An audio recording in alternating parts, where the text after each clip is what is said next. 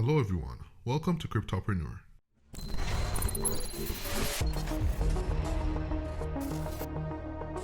Claiming to be the first bank in the Metaverse, JPMorgan announced the opening of a lounge in Decentraland.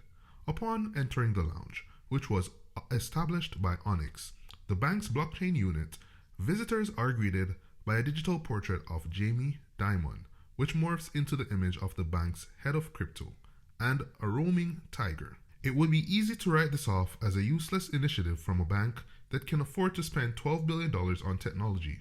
As Cornerstone Advisors, Director of FinTech Research Alex Johnson wrote in his FinTech Takes newsletter, at some point in the future, it's possible that the digital worlds being built today will have aggregated sufficient user attention and engagement that financial services companies will need to invest in the metaverse as an acquisition and customer service channel.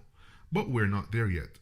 Until the metaverse is a little less empty, resist the temptation to colonize it with branches and billboards, end quote. There are some that believe banks should establish bank branches in the metaverse. However, according to IBS Intelligence, quote, virtual branches are the next logical step for how financial institutions can utilize virtual reality.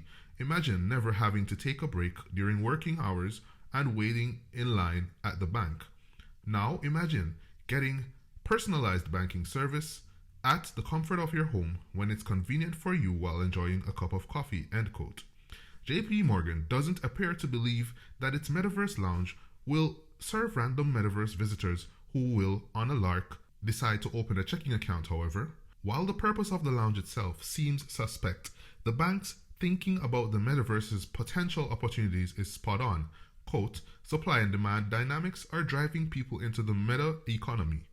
Over time, the market for Metaverse real estate could evolve in a similar way as the real estate market in the analog world.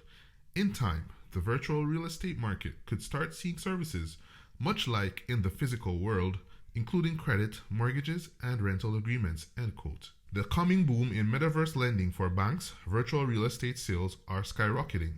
The two largest virtual worlds, the Sandbox and Decentraland, saw 86,000 virtual property transactions totaling $460 million in sales in 2021. For both visual worlds, the average investment in land was about $5,300, but prices have grown considerably over an average of $100 per land in January 2021 to $15,000 in December 2021. With rapid growth in the fourth quarter, when the Sandbox Alpha was released in the past month, sales of property on the 6 most popular virtual worlds brought in more than 52,000 ETH, roughly $169 million on NFT trading platform OpenSea.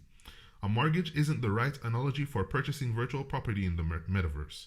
Commercial real estate lending is the better analogy.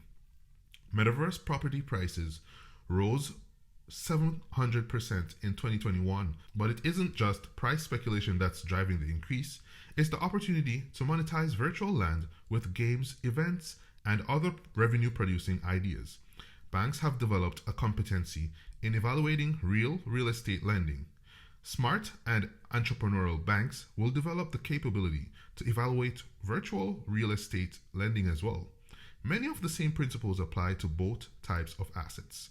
Much like yearly movers into the metaverse are trying to establish their metaverse brand, early lenders will be able to establish themselves as metaverse lenders. According to JPMorgan's Metaverse report, quote, the success of building and scaling in the metaverse is dependent on having a robust, flexible financial ecosystem that will allow users to seamlessly connect between the physical and virtual worlds. In enabling the gaming ecosystem, the bank intends to focus on 3 verticals. 1. Industrializing game platform providers with bank-grade products and digital assets platform access. 2. Enabling game and content creators to easily commercialize their creations. 3. Globally scaling the metaverse industry across multiple currencies and payment methods. Tech Bullion recently commented, quote, metaverse transactions require some type of financial infrastructure, but traditional financial institutions may not be primary players in the metaverse. Most are still hovering on the periphery of decentralized finance, When the metaverse launches, digital banks will be in the perfect position to facilitate transactions. DeFi protocols will also quickly adapt and position themselves as major players. End quote. It appears that JPMorgan takes exception to Ted Bullion's comments.